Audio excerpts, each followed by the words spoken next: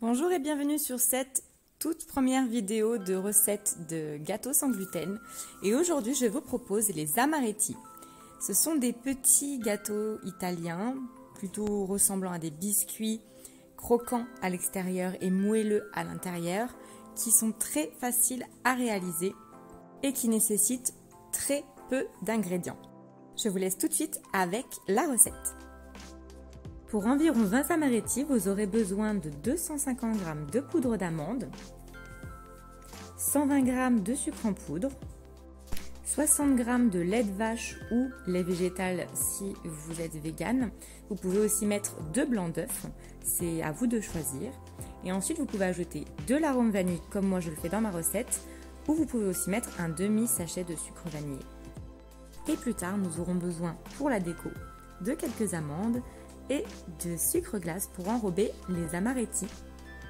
Pour commencer, dans un saladier, nous allons verser la poudre d'amande et le sucre en poudre. On va maintenant mélanger les deux poudres ensemble afin que ce soit homogène.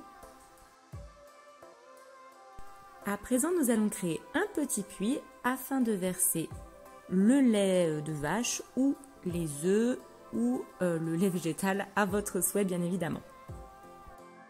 On va donc de nouveau bien mélanger pour incorporer l'ingrédient que vous avez choisi à mettre pour diluer. Et au fur et à mesure que vous allez mélanger, vous allez vous rendre compte que la pâte, elle ressemble beaucoup à une pâte à cookies. Et c'est exactement ce qu'on recherche, en un petit peu plus humide et en un petit peu plus sableux. Pour ceux qui ont choisi l'option lait de vache ou lait végétal, je vous conseille de rajouter une toute petite quantité de lait si vous remarquez que la pâte est encore trop sableuse comme là par exemple, car il faut quand même que la pâte soit un petit peu humide pour pouvoir former vos boules après.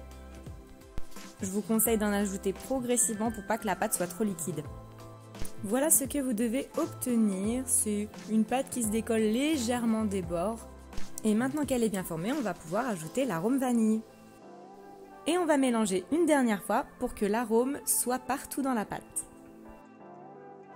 Notre pâte est prête, on va mettre un couvercle ou du film étirable par-dessus et la réserver au frais pendant minimum 30 minutes.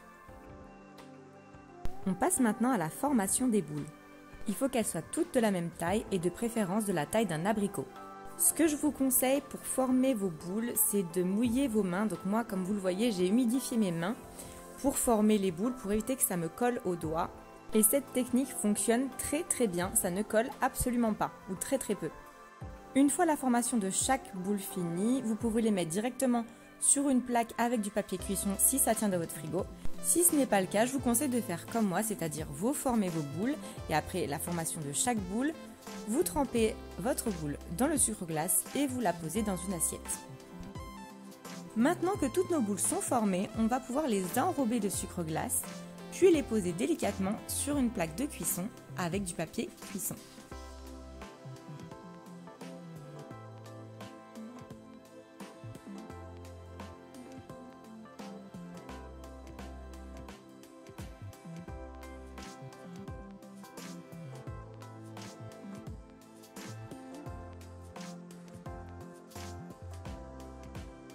Voici ce que l'on obtient. À ce stade, moi je vous conseille de faire comme moi, c'est-à-dire de les mettre 10 minutes au frais. Ensuite, nous allons pouvoir former les amaretti, c'est-à-dire de les écraser avec une petite cuillère pour former les petites craquelures dignes d'un amaretti. Puis on va ensuite ajouter les petites amandes. D'ailleurs, avant de commencer cette étape, je vous invite à préchauffer votre four à 170 degrés. Pour garder l'esthétique de l'amaretti, moi je vous conseille de planter votre amande en plein milieu, presque debout. Mais bien évidemment, si vous préférez la mettre autrement, vous le pouvez aussi.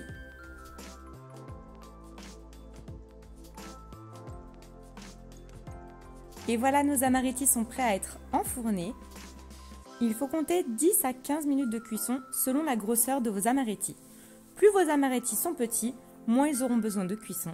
Plus ils seront gros, plus ils auront besoin de cuisson. Et voilà le résultat. J'espère que cette recette vous aura plu autant qu'à moi. En tout cas, si c'est le cas et que vous souhaitez suivre mes prochaines vidéos de recettes sans gluten, n'hésitez pas à vous abonner à ma chaîne et aussi à activer la cloche pour les suivre en temps et en heure. N'oublie pas par la même occasion de me laisser un petit commentaire pour me soutenir. À très bientôt dans une prochaine vidéo.